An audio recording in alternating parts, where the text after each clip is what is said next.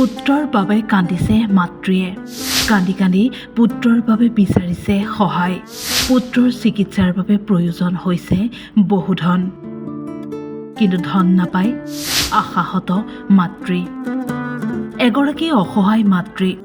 পুত্ৰৰ বাবে সকলোৰে ওচৰত মাতৃগৰাকীয়ে বিচাৰিছে সহায় ভিক্ষা। হাইস্কুল শিক্ষান্ত পৰীক্ষাত ৭৩% নম্বৰে উত্তীৰ্ণ হৈছিল পুত্ৰ। কিন্তু হঠাতে মেধাৱী ছাত্ৰজন কিডনী ৰোগত আক্ৰান্ত হৈ অসুস্থ হৈ পৰে।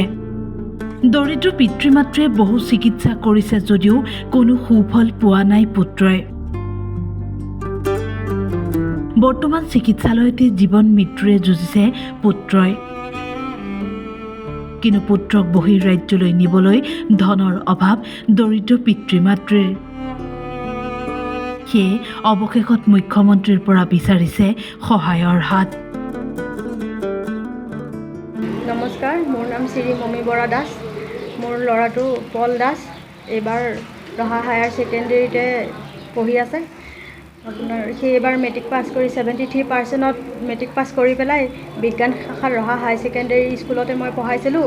মোৰ আৰ্থিক অৱস্থা অলপ বহুতেই কম, সেইটো কাৰণে মই মামাকৰ ঘৰতে ৰাখি পেলাই পঢ়াইছিলোঁ ল'ৰাটোক। এতিয়া বিশেষ বহুত অসুবিধাত পৰিছোঁ। ল'ৰাটো মানে বেমাৰত পৰিছে, তাৰ কিডনীটো বেয়া হৈ গৈছে। সেইটো কাৰণে মই মুখ্যমন্ত্ৰী ডাঙৰীয়ালৈ, প্ৰধানমন্ত্ৰী ডাঙৰীয়ালৈ মই কিবা এটা সাহাৰ্য বিচাৰিছোঁ, যাতে মই তাৰ ট্ৰিটমেণ্টটো কৰি আনিব পাৰোঁ। বিজ্ঞান শাখাতে এবাৰ মই নাম লগাই দিছিলোঁ ল'ৰাটো আশা হেৰাই গৈছে। সেইকাৰণে প্ৰধানমন্ত্ৰী আৰু মুখ্যমন্ত্ৰী ডাঙৰীয়াক মোৰ ফালৰ পৰা অনুৰোধ কৰি জনাইছোঁ যে মোক অলপ সহায় কৰে।